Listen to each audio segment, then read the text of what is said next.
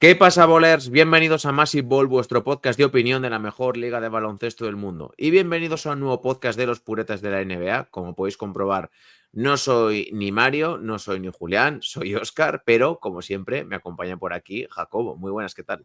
Saludos, Oscar, saludos a todos. Un poquito, ¿no? Como están haciendo los UKC este año, filosofía del siguiente hombre. Si no está uno, está el siguiente, pero siempre manteniendo el nivel muy alto aquí en Massive. El siguiente paso ya es Ochoa, para que me sustituya a mí, luego ya a Iker, luego ya a John Ball y luego pues alguno de los que estáis por aquí siempre en el chat, que os paséis aquí a hacer el programa con Jacobo, que no falla. Jacobo es el Michael Bridges de la NBA, no se pierde en un partido, ¿eh? Ojalá, 82, 82, 82. Ojalá lleguemos a los 82 años, eso para empezar. Sí, sí. Pues nada, hoy toca hablar un poco de la historia de los Cleveland Cavaliers. Ya sé que últimamente estamos metiendo mucho contenido de los Caps. Precisamente la semana pasada Julián y Jacobo estuvieron hablando pues, de ese récord del 15-0. Bueno, en ese momento creo que era 14-0.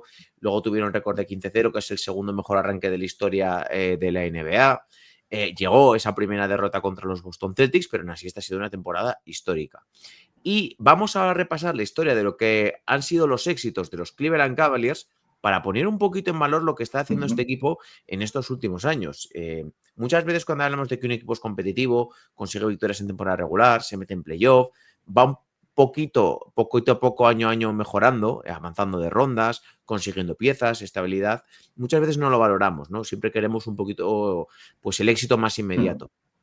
Y creo que este programa va a ayudar a poner en perspectiva lo que ha sido la historia de los Cleveland Cavaliers, tanto en el siglo XX como en el siglo XXI, con y sin LeBron James, para entender un poco pues, cuál es la dimensión de esta franquicia, ¿no, Jacob? Exacto, es decir, al final son 30 franquicias en la NBA, como se suele decir, ¿no? Y es completamente, ¿no? Estadística pura, solo gana uno, pero cada uno de los 30 equipos tiene una propia idiosincrasia.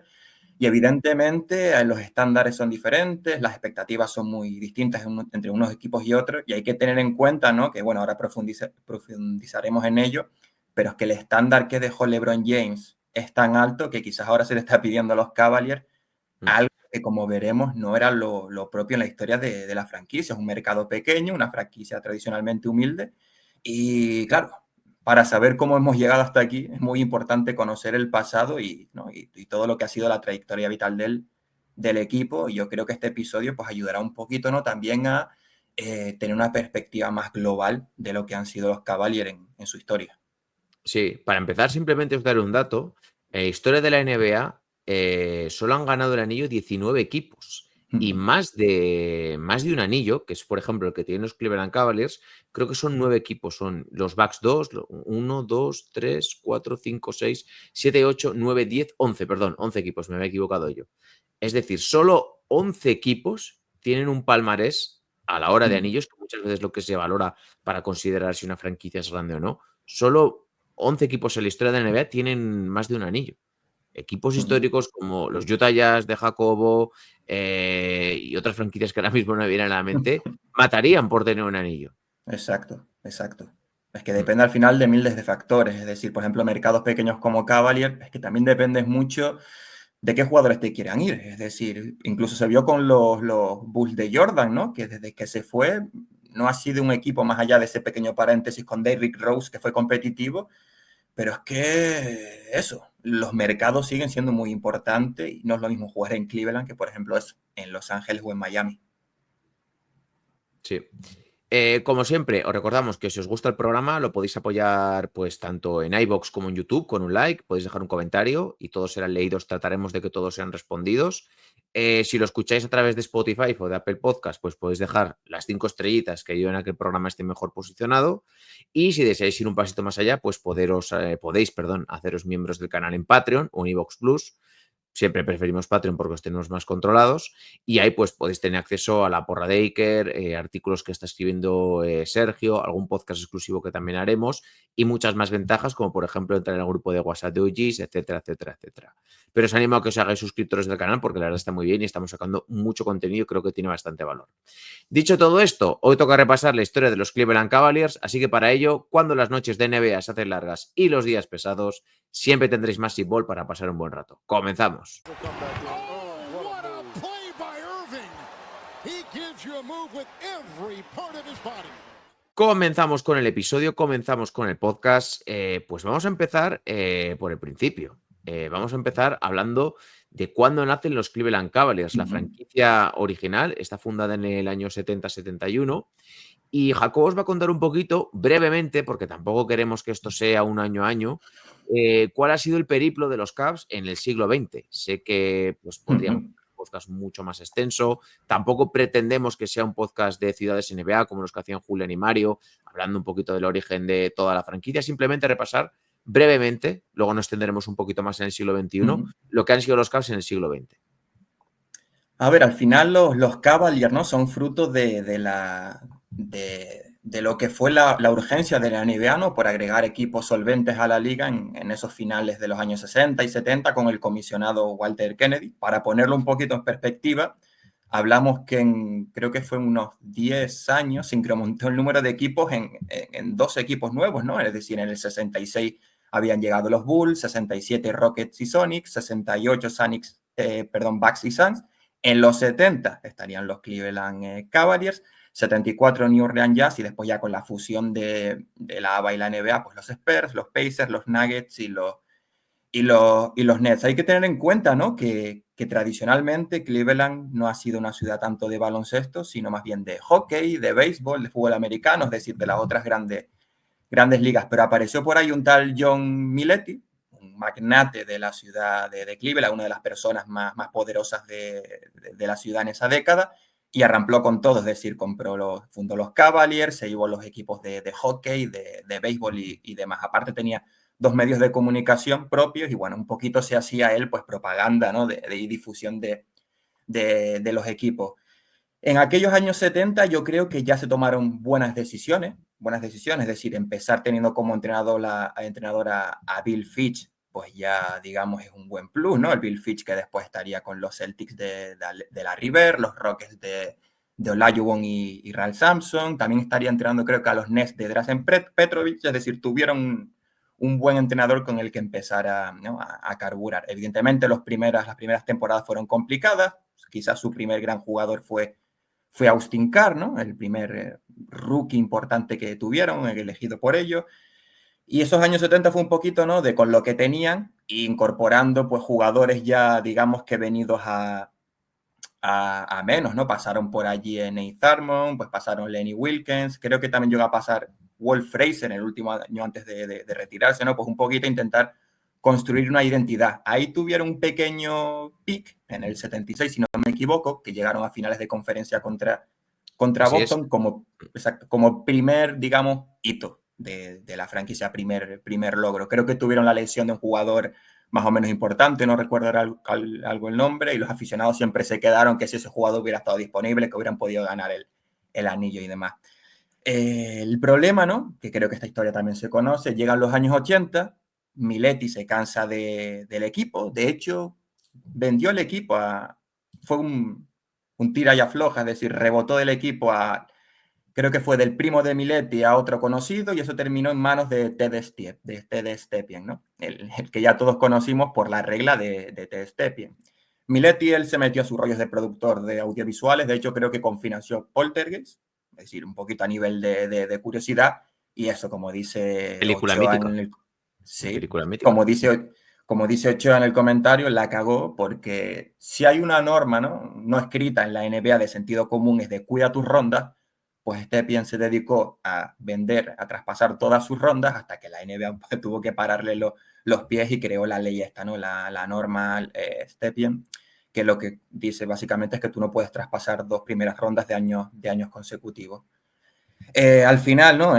La NBA le presionó, él amenazó con llevar el equipo incluso a Toronto, lo quería renombrar como los Toronto Towers, la NBA le dijo que no, y por suerte para Cleveland aparecieron los hermanos Boone, que terminaron por comprar el equipo en el 83.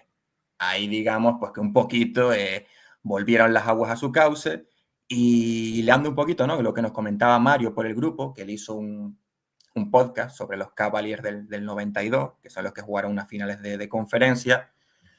Pues ahí se empezó a construir digamos, los segundos Cavaliers de la historia, pues que lograron, digamos, algo importante, ¿no? hubo un cambio de rumbo, llegó Lenny Wilkens al entrenador, Wade Embry a los despachos, que fue el mismo general manager que consiguió el primer anillo con Milwaukee, y así fueron llegando, pues, no, los jugadores ya más conocidos, que yo creo que estoy así que digamos que en la memoria particular de los aficionados eran más, pues los Brock Doherty, los Mark Price, los Larry Nance, los Creyello, los Hot Rod Williams, Steve Kerr, Denny Ferry y compañía, ¿no? Un equipo muy sólido, con un gran nivel de anotación, con un banquillo profundo, es decir, cumplía lo que, claro, Oscar, les pasó lo que les pasó a muchos equipos de esa época. Entre 1988 y 1994 Los Bulls de Jordan, sí. se enfrentaron 5 veces contra Chicago, incluidas esas finales de conferencia del 92, y las 5 veces le eliminaron los Chicago Bulls de Michael Jordan. Una mitiquísima, ¿no? Creo que fue en el 89, con el primer D-shot, el primer tiro, digamos, buzzer beater de Michael Jordan, que fue realmente importante. Y hay un poquito, digamos, que termina lo que es la mejor etapa de los Cavs, hasta que llegó un tal LeBron James en 2003. Si es verdad que después tuvieron un pequeño paréntesis con Shawn Kemp en el 97, pero es eso, es decir, Cleveland fue de aprovechar, y sigue siéndolo, de aprovechar el draft, de hacer algún que otro traspaso, pero todos sus proyectos se han basado eso, en desarrollar el propio talento joven que han tenido. Sí. Por poner algún dato en Sí. contexto, simplemente, en el siglo XX, más o menos, creo que es alguna temporada menos, pero sobre unas 30 temporadas que están en la NBA, 13 veces juegan playoff, que más o menos podríamos decir que es una tercera parte de todo el tiempo que está en la NBA.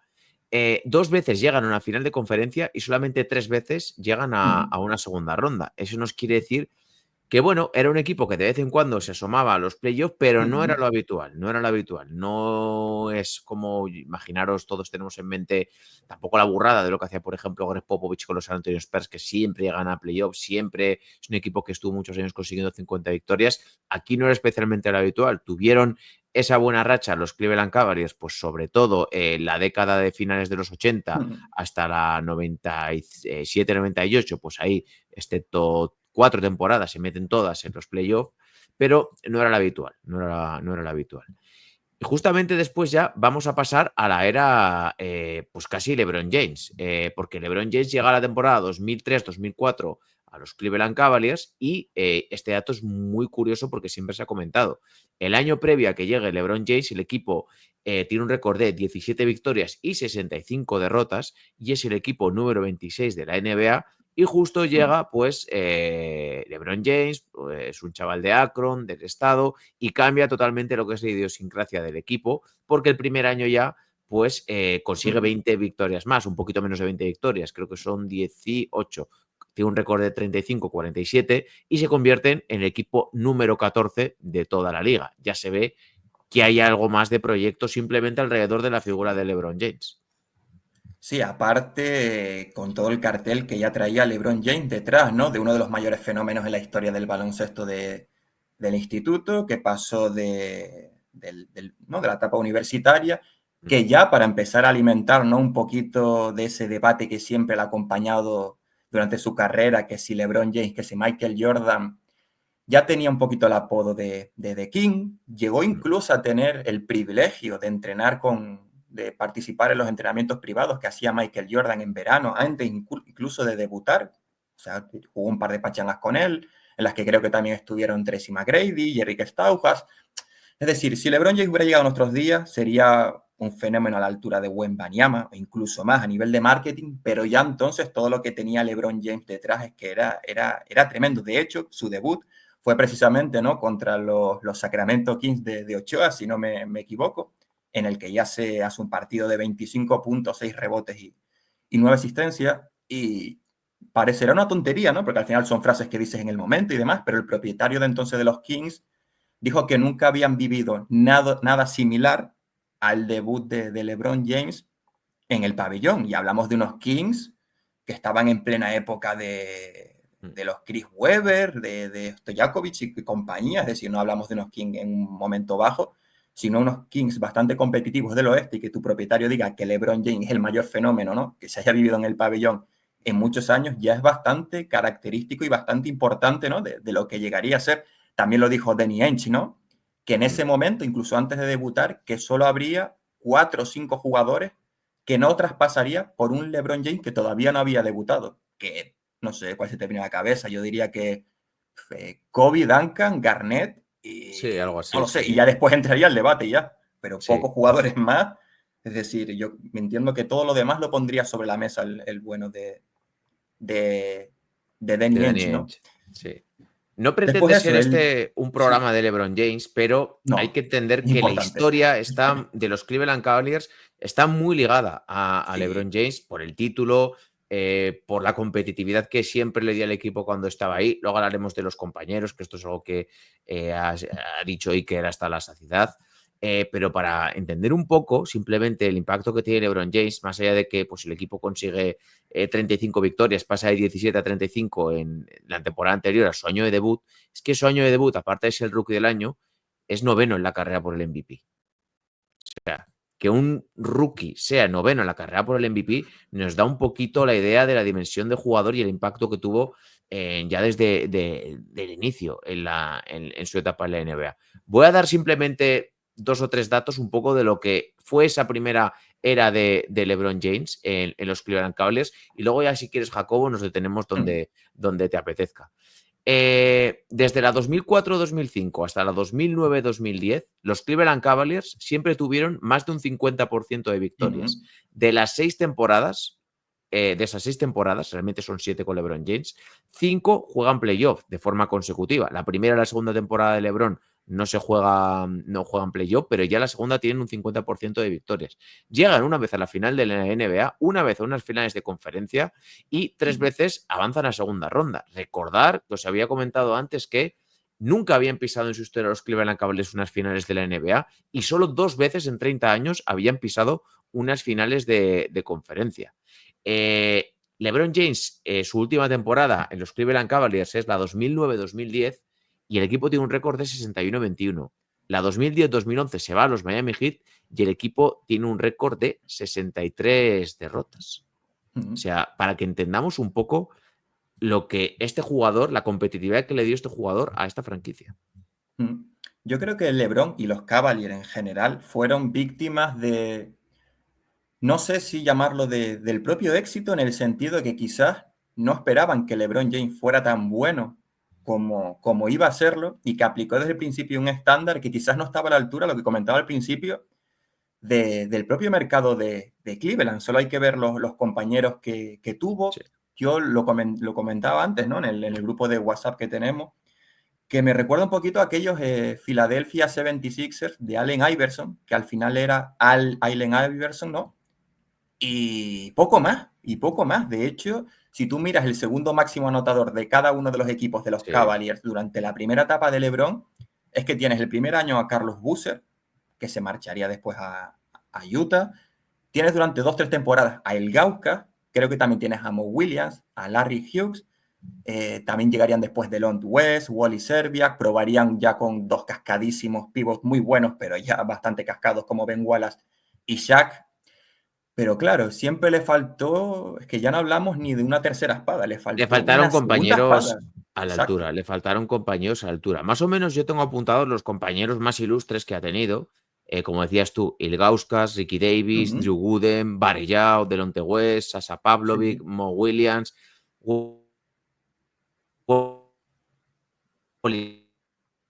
Serbia, año al final de su carrera.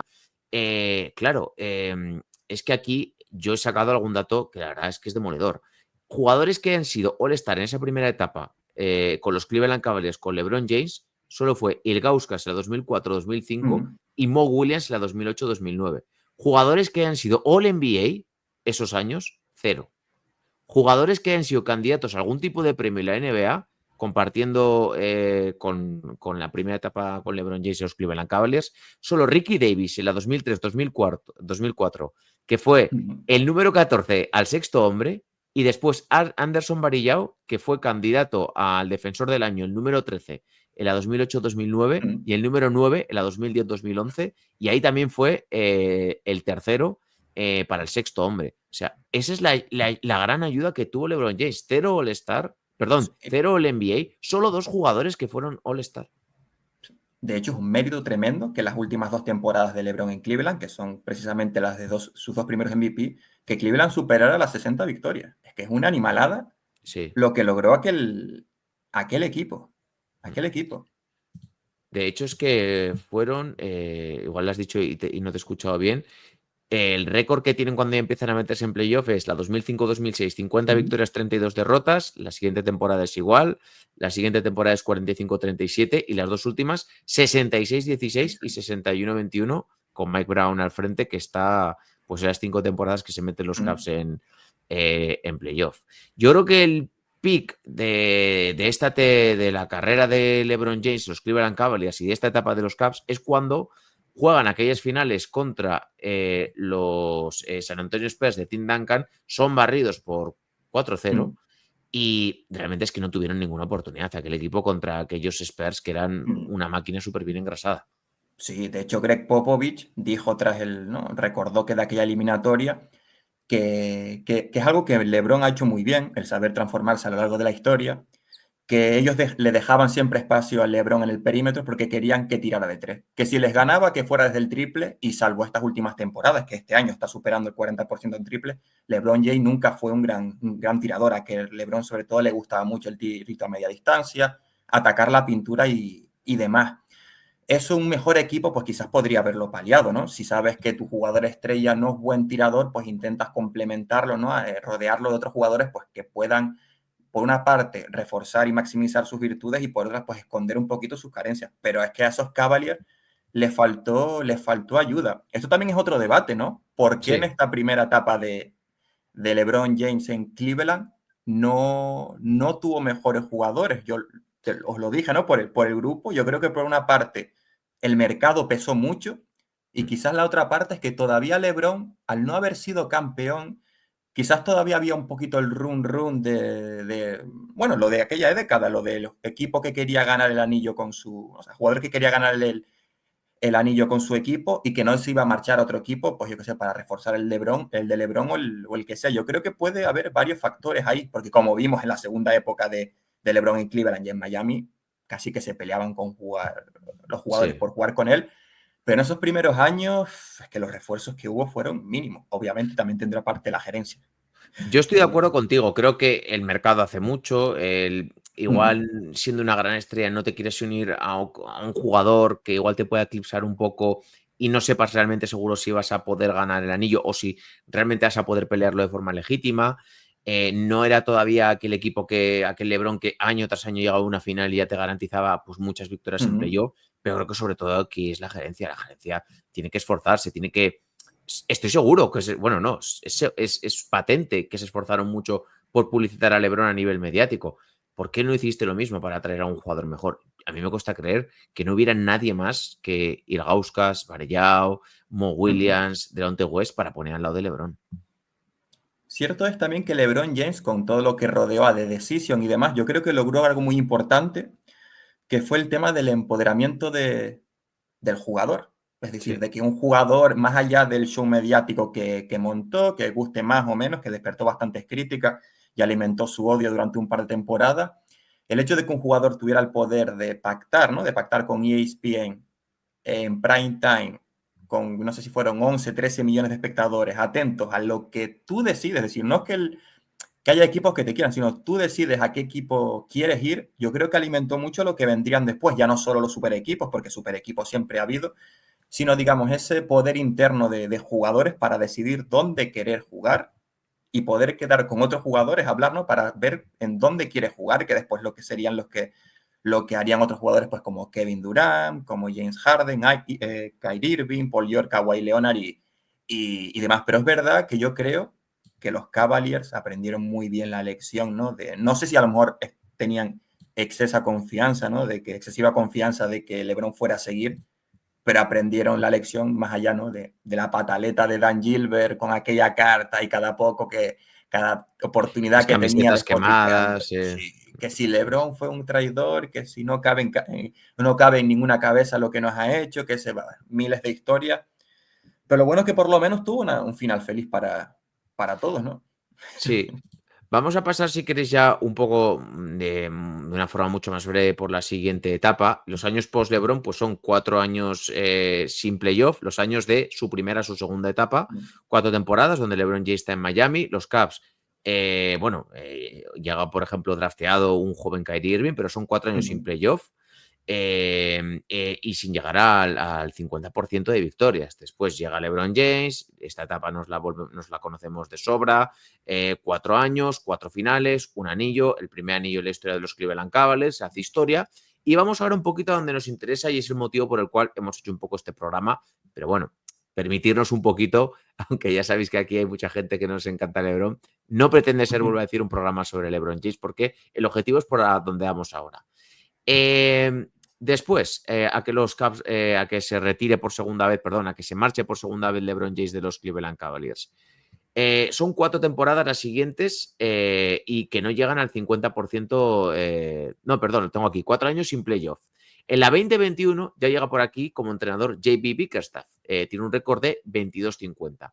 Y en la temporada 2021-2022 el equipo ya tiene un récord positivo de 44 victorias, 38 derrotas. Quedan octavos en la conferencia oeste, pero es un equipo todavía muy joven que tiene que jugar el play-in. Pierde el primer partido de play-in contra aquellos Brooklyn Nets de Kyrie Irving, Kevin Durant, que a la postre serían barridos por los Boston Celtics, pero un equipo todavía bastante inexperto.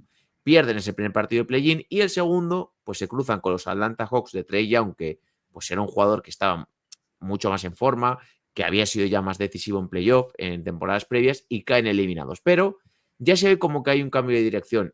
Habían drafteado a buenos jugadores como Darius Garland, se habían hecho con Jarrett Allen procedente de los Brooklyn Nets, ya estaban empezando, estaba Caris LeVert, a conseguir ese núcleo de jugadores que serían un poquito la base, junto con el posterior fichaje de Donovan Mitchell, que serían aquellos Cavs, ¿no, Jacob? Sí, sí, de hecho, yo creo que es algo que históricamente los Cleveland Cavaliers han hecho bastante bien, que es elegir en el draft, ¿no? Más allá de ese paréntesis, ¿no? De esos años horribles con Ted Stiepen, eligieron bien, ya lo hicieron bien eligiendo justamente el año inmediatamente después que se fue LeBron, a Kyrie Irving y a Tristan Thompson en el draft. Después sí es verdad que las elecciones de Dion Waiter puede ser controvertidas, sobre todo la de Anthony Bennett, que todavía nos estamos preguntando por qué escogieron a Anthony Bennett, pero es que un año después escogerían a Wiggins, que sería el billete para lograr a Kevin Love. Es decir, la gerencia, yo creo que en Cleveland y sobre todo en mercados pequeños en general es muy importante, ¿no? Esa templanza, esa cocción a fuego lento y saber muy bien cómo hacer las cosas y cuándo hacerlas. En Cleveland ya han tenido, ¿no? Paciencia para ir construyendo poquito a poco el proyecto, como comenta, ¿no? Desde el draft pues te llega Darius Garland, te lleva Evan Mobley, aprovechas el traspaso a Antes 4 draftearon bandas. a Colin Sexton también, que es un por el cual han Exacto. sacado provecho. Mm, Traspasaron también luego por Lauri Markkanen, que al final fue una de las no, piezas para conseguir a Donovan Mitchell. O sea, empezaron a hacer las cosas bien en la gerencia. exacto. Y de entrenador también. De hecho, Sí, la Bickerstaff fue un acierto y me recuerda en cierta forma, no sé si me lo compras, porque al final son dos equipos muy diferentes, que al no haber querido tocar mucho el equipo, porque es creo que verdad sé lo que me vas a decir, pero a ver. que al no haber querido tocar mucho el equipo, ¿no? Porque se habló mucho del encaje de Garland, Donovan Mitchell y demás, de apostar fuerte por un alero, lo que quisieron hacer fue cambiar el coach. Y me recuerda un poco a lo que hicieron los Warriors cuando cambiaron a Mark Jackson por Steve Kerr, que justamente el récord de las dos últimas temporadas en cada caso fue muy similar, 47 y 51 victorias, 48 y 51, y en ambas temporadas los dos equipos creo que cayeron, aunque cambiado, semifinales de conferencia y primera ronda. Y como saben que lo que tienen entre manos es bueno, quizás han optado por la opción del entrenador para ver si Kenny Atkinson les da ese impulso, y curiosamente Kenny Atkinson ha trabajado en los Warriors, por lo que quizás están un poquito tirar por ahí. Después es verdad que cuando tienes a un tipo como Curry, Clay, dos de los mejores tiradores de la historia, no puedes apuntar tan alto, pero el rumbo, lo que es la intención, está ahí, y ese récord de 16-1 yo creo que es señal de que a veces la paciencia, ¿no? Es buena consejera, ¿no? Y ir poquito a poco. Sí, porque como os comentaba, la 2021 es cuando llega Bickerstaff, temporada de Mm, adaptación, marcada también porque hay menos partidos por la pospandemia. Después ya tenemos, como os comentaba, la 21-22, récord positivo, 50%, 44-38, pierden en play-in, pero bueno, es la primera vez y el equipo pues ya se mete en esa postemporada. La siguiente temporada, la 22-23, aquí acometen el fichaje de Donovan Mitchell. Que es extraño que una franquicia como Cleveland si LeBron James pueda atraer a un agente libre, bueno, perdón, no a un agente libre, pueda hacer un traspaso tan potente precisamente cuando estaban peleando los Cavaliers con los Knicks por hacerse con Donovan Mitchell, y Donovan Mitchell incluso él admitió que pensaba que se iba a ir a los New York Knicks. La oferta de los Knicks fue buena. Bueno, Danny Ainge se enrocó un poquito, tú ahí lo sabes un poco más que eres de los Jazz, y se lo quiso traspasar a Cleveland, pero Cleveland, pues, oye, les dio aparte, pues, jugador como Lauri Markkanen, otro jugador como Colin Sexton, pero ahí son capaces los Cavs de poder atraer a una superestrella de la NBA como Donovan Mitchell. Y eso es importante, la continuidad y sobre todo lo logrado este verano de haber mantenido todo el núcleo. Yo creo que el siguiente paso es ver si realmente al final se puede mantener a Donovan Mitchell en el largo plazo. Siempre se habló que él quería jugar con los Knicks por el tema familiar y demás. También estuvo ahí en Miami. Y ya lo dije en su momento, que si los Cleveland Cavaliers van bien, yo no tengo, o sea, yo en el caso de ser Donovan Mitchell, no sentiría la necesidad de irme a otro equipo ahora viendo que estos Cavaliers tienen Sin futuro. duda. Unos Cleveland Cavaliers que, como comentas, que ya el simple hecho de haber logrado retener a Donovan Mitchell y a todos los jugadores ya es señal de que quizás sí, sigue siendo un mercado pequeño y demás, pero que tiene la capacidad, ¿no? Y cierta reputación, ¿no? Heredada de esos años de LeBron, de, oye, de ser un lugar relativamente interesante para ciertos jugadores. No solo hablamos de estrellas, sino esos medianías, ¿no? Los Sam Merrill, los Max Strus, los Jordan. Oye, que esos son jugadores que también están permitiendo que los Cavaliers sumen. Por ejemplo, el otro día, el partido contra Boston, que Garland estuvo horrible. Hay quienes tiraron del carro, pues fueron Sam Merrill, fueron Tygeron. Bueno, a ver, el equipo no solo se hace con el quinteto inicial, sino también con suplentes. Evidentemente. Y lo que tiene Cavalier es que es bastante interesante. Yo no sé si se leyó mucho alarmismo de, oh, perdieron contra Boston, al final, no sé, son flor de un día, equipo de regular season o demás, pero empezar una temporada Sí. 15-0, o sea, no es fruto de la casualidad. No, no, no. Y es que aparte estamos viendo la evolución. O sea, primero año con Bickerstaff, temporada de adaptación, play-in, después la 22, perdón, que lo tengo aquí en pequeñito y no lo veo. La 22-23 juegas playoff por primera vez en el siglo XXI sin LeBron James, que puede parecer una tontería, pero me parece que es conseguir un hito. Pierdes en primera ronda con los New York Knicks, pero ya habías conseguido una cuarta posición y un récord de 51-31. La siguiente temporada el récord es parecido, 48-34, pero avanzas una ronda, ganas en primera ronda a los Orlando Magic y después pierdes en semifinales con el campeón contra los Boston Celtics, consigues ganarle un partido. Es un equipo que estaba también con muchas lesiones. Recordemos que Jared Allen se perdió los playoffs. Y esta temporada, como decía Jacobo, pues has empezado con un récord de 16-1, han hecho ese cambio de Kenny Atkinson y sobre todo este verano han apostado mucho por las renovaciones. Porque sí que es cierto que Darius Garland ya fue renovado en 2022, pero cuando todos pensábamos que iban a hacer una reestructuración del quinteo titular y uno o dos de los jugadores importantes podían ser traspasados, pues aquí los Cleveland Cavaliers hicieron un all-in y renovaron a Donovan Mitchell por 3 años y 150 millones, a Evan Mobley por 5 años y 224 millones y a Jared Allen por 3 años más y 91 millones. Es decir, tienen un equipo muy sólido y muy bien construido para bastantes años, con jugadores que están creciendo, se están desarrollando y que tienen todavía mucho que decir. Y yo creo que esto es algo bueno muchas veces de una franquicia que vaya poco a poco, vaya paso a paso, se asegure ganar partidos en temporada regular, se asegure presencias en playoff, porque muchas veces esperamos ese movimiento que sea como una catarsis y que te permita ser candidato al anillo, pero nada te asegura poder ganar un anillo. Hemos visto muchos ejemplos en la historia reciente de la NBA de formación de super equipos, y ahí, por ejemplo, Kevin Durant sabe mucho, y que realmente no han dado los frutos necesarios o no han conseguido ganar un anillo fuera de determinados contextos o determinados entornos. Y los Cavs, por ejemplo, vale, no pasará lo mismo, pero oye, núcleo joven comparte del proyecto con jugadores como Garland y Mobley desde el draft.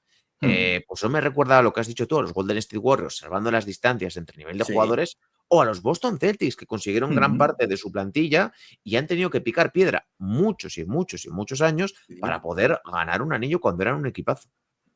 Aparte, cuando, bueno, los Caps que jugaron aquellas finales de conferencia del 92, realmente el origen de aquel equipo fue el draft del 86, cuando reclutan de una tacada a Dougherty, a Ron Harper, que después saldría rumbo a Clippers, y a Mark Price, y ese equipo no eclosiona como tal hasta 6 años después, es decir, no es seleccionar hoy en el draft y en la próxima temporada ya esperar recolectar réditos. Otra cosa importante es cómo reforzar el equipo, lo que siempre se dice allá, ¿no? De subir la manta, pero Sí. destaparte un poco los pies. Quiero decir, si ahora, por ejemplo, los Cleveland Cavaliers decidieran apostar fuerte, tendrían que sacrificar algo a cambio. ¿Qué tendrían que dar? Pues me imagino que a Darius Garland y a otro jugador, quizás el siguiente jugador no encaja, o dar no sé cuántas rondas y muchos jugadores de rotación y te quedas un poquito cojo en la segunda unidad. Es decir, hay 29 equipos, también a otros 29 equipos al acecho, ya no solo del anillo, sino de ese jugador, de esos jugadores que te permitan subir un poquito ¿no? el listón competitivo. Y es que cuando eres un mercado pequeño te tienes que adaptar. Lo hemos visto también con Pero eso OKC. incluso, Jacobo, puede que suceda, porque puede ser incluso un movimiento natural, pero eso tiene que suceder cuando Cleveland crea que tiene que suceder. Este año, como tú comentabas, hay un cambio de entrenador y cuando todo el mundo pensábamos que iban a tirar por un camino y que esa idea era la más lógica, tras pasar a Darius Garland, no, ellos han optado y han dicho, oye, creemos en Kenny Atkinson, creemos que con estos 4 jugadores podemos tirar para adelante y de momento, estamos grabando esta fecha 21 de noviembre de 2024, les está saliendo bien. Pero igual Sí. hay un momento que seguro que tienen que dar ese paso, pero yo estoy seguro que viendo la organización de la gerencia será algo orgánico, si sucede.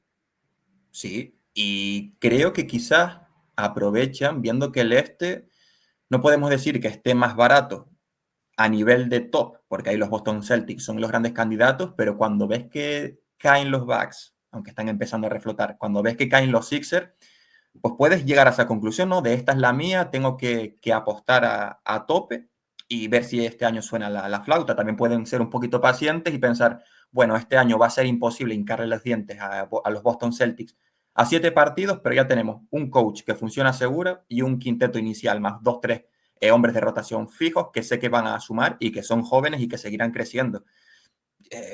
A ver, yo creo que todas las señales realmente apuntan a que el futuro de los Cavaliers, más allá de después lo que se les pueda acosar por el camino, una lesión o lo que sea, bueno, pero a ver, yo creo que han hecho las cosas bastante bien, y también ayuda un poquito a seguir con la inercia de lo que han sido los Cavaliers en estos últimos 20 años, porque es que antes, a ver, no te digo que fueran unos Clippers o unos New Jersey Nets, ¿no? Esos franquicias sumidas en el pozo de la NBA, de las que apenas nadie hablaba y que incluso que había jugadores que se negaban a ir a jugar allí cuando los elegían en el draft. Pero, oye, ya es un equipo que se toma en serio y que quizás puede lograr pues, Sí, cierta regularidad durante, quién sabe, ¿no? Un tiempo. Jugadores tienen de sí, sobra y juventud. sí. Yo simplemente vuelvo a repetir un poquito la idea de este programa. Es poner en contexto lo que es la historia de los Cleveland Cavaliers para entender lo que están haciendo ahora. Estas últimas 4 temporadas creo que son de un nivel organizativo, un nivel de gerencia bastante alto, más allá de que, pues oye, a cada uno nos hubiera gustado más que hubieran tomado un tipo de decisión u otra. Pero creo que los réditos están llegando y cada temporada el equipo está mejorando. Este año simplemente, si consiguen un gran número de victorias en temporada regular, yo creo que vas a tener opción de, es obligatorio que pases una ronda porque a priori te va a tocar un equipo bastante flojo, pero no hay que ponerle una exigencia de, vale, tienes que llegar a la final de la NBA, tienes que llegar a la final de conferencia. Bueno, ya veremos cuál es su rival, en qué contexto, cómo llegan las lesiones, pero el equipo año a año está mejorando. Vuelvo a repetir, solo 19 equipos han ganado un anillo en la historia de la NBA. Solo 11 tienen más de un anillo. Cleveland lo tiene porque tuvieron la fortuna de que ahí nació LeBron James. Y es tal cual. O sea, porque sin LeBron James, no quiero imaginarme lo que serían los Cleveland Cavaliers en el siglo XXI. Pero quizás igual hubiera sido un what if que nunca nos hubiéramos imaginado y hubieran sido incluso un mejor equipo. Puede ser, pero lo veo bastante improbable. Y antes de la llegada de LeBron James en el siglo XX, Sí. es un equipo que en 30 temporadas juega playoff en 13 ocasiones, que no es un porcentaje muy alto. Entonces, hay que valorar lo que están haciendo los Cavs. De hecho, yo creo que lo más importante es que siempre han tenido propietarios, más allá de Stepien, que eran, o sea, era gente amante del baloncesto y que lo que quería es ¿no? que la NBA se quedara en Cleveland. Yo creo que si a día de hoy, por ejemplo, ¿no? Supuesto, pues Cleveland hubiera abandonado la NBA en los años 80 porque Stepien se le fue la pinza y David Stern pues cortó por lo sano. Yo creo que a día de hoy Cleveland posiblemente sería una ciudad que no estaría ni mucho menos entre las candidatas a una expansión. Es decir, ahora se habla de Las Vegas, se habla de recuperar el baloncesto en Seattle, pero es que de primeras Cleveland no creo que a día de hoy, si no tuviera equipo NBA, fuera una de las ciudades, digamos, candidatas o finalistas o de las que uno pensaría a la hora de crear una franquicia NBA. Y oye, de eso, ¿no? De un comienzo poquito a poco, ¿no? Esos años 70 más dubitativos, la semicrisis de los 80 donde casi acaban en Toronto, pues poquito a poco, ¿no? Un poco De de hecho, voy a fortuna decir también. más. Si no hubiera sido LeBron James, hubiera nacido en Akron, siempre que ha habido rumores de franquicias NBA que podrían desaparecer para meter a otras, Cleveland sería uno seguro. Seguro. Sí, De las que sería candidata a reabsorber o a recolocar, seguro. sí, sí, sí, sí. Seguro. Porque además es una ciudad que no es un gran mercado, que no tiene una gran industria, que parece como que no pueden atraer jugadores. Todo lo que se ha escuchado acerca de lo que es la ciudad a nivel de cultura, de organización, no es algo que llame la atención para que alguien quiera vivir ahí. Es decir, es una gran ciudad, pero no es Chicago, no es Nueva York, no es Los Ángeles, no es San Francisco, no es Miami. Es lo que es. O sea, sí, dice por aquí Adri, es fea, dilo. No lo puedo decir porque no he estado. Tampoco tengo intención de ir. Pero vamos, yo todo lo que he visto, he leído, pues no es una ciudad que llame mucho la Sí, atención. sí. Creo que lo dicen, no sé, creo que fueron sobre Cleveland, Daimiel Sí, sí, y lo han dicho Guille, muchas veces, que sí. cuando iban allí a Cleveland en las finales, que era Era un un bajón horror. enorme comparado con, claro, contra los Warriors, San Francisco, el solecito. De repente te metías, ¿no? En Cleveland, que decía que era un bajón enorme. Pero yo creo que también son esas ciudades quizás más frías, entre comillas, de comunidad más pequeña, los que también le dan otro toque más familiar, ¿no? A la NBA, por ejemplo, otras como Memphis, como Salt Lake City y demás. Yo creo que son, a ver, cada franquicia es molona Mm. a su forma, ¿no? Y cada uno tiene algo que aportar. Sí, yo creo que también eso es un poco lo bonito, dentro de las muchas cosas malas que tiene Estados Unidos, que es un país tan grande Claro. que conviven tal cantidad de culturas, de personalidades, de formas de ver la vida, que no tiene nada que ver una persona de la costa este con una persona del norte, una persona del sur, una persona de la costa oeste, una persona del centro, una persona Mm. del salvaje oeste, que tendrá que ver una persona de Montana o de Wisconsin con una persona de California o Sí, sí, sí. de Nueva York, ¿no? Pues nada, Mm. nada. Sí, sí. Y esta, pues eso, que todo, no me sale la palabra, heterogeneidad o homogeneidad, estoy dando ahora. Que no sea todo tan homogéneo, que sea, eso es, pues yo creo que es lo que hace rica la NBA. Mm. Sí, sí, sí, sí. Y los Cavaliers yo creo que ya es un equipo ya, o sea, asentado. Bueno, la NBA vive un gran momento, y yo creo que prácticamente ahora todas las franquicias ya tienen una proyección futura bastante buena, sobre todo viendo cómo se han inflado, ¿no? El precio de la franquicia. O sea, que hace apenas 10 años se vendían por menos de $1.000 millones y ahora es una burrada. Una burrada. Franquicias como Warriors, Knicks, Lakers. Bueno, de Aunque bueno, hay hecho, franquicias. ahora es Aunque el hay. conflicto que tienen los Wolves, que se quería Sí. vender por menos y ahora dicen que no, que darme más dinero. Mm. También es curioso cómo ahora no sé si se prevé una burbuja o simplemente hay propietarios cansados, pero se están viendo muchos dueños librándose de las franquicias o de sus paquetes, ¿no? Dallas, Michael Jordan, porque bueno, tampoco es que tuviera una experiencia muy buena, los Sí. Wolves, Boston también, curioso. Sí, lo de Mark Cuban es sorprendente, también un poquito, sí. Pero Sí, luego hay porque otros dueños como por ejemplo Steve Ballmer en los Clippers que lo da todo, incluso ahí en la grada, ahí bailando ahora con esa grada de animación que tienen, que no parece que no me está. da pena por Balmer porque es un tipo que transmite buen rollo y lo que le está cayendo encima, Sí. pero bueno. Mm. Oye, respecto a Cavaliers, ¿tú te crees ¿no? Ese rumor conspiranoica de que la NBA le quiso devolver la salida de LeBron con 3 picks de primera ronda, o sea, 3 picks uno en 4 años? Porque hay Pues mucho que se habla por ahí, ¿no? a ver, también se hablaba, ¿no? Lo de aquel draft de los Knicks fue el de Ewing con la bola que Sí, estaba fría también. Yo no puedo aseverar nada, pero no me sorprendería nada. Eso es un poco lo que quiero sí. decir.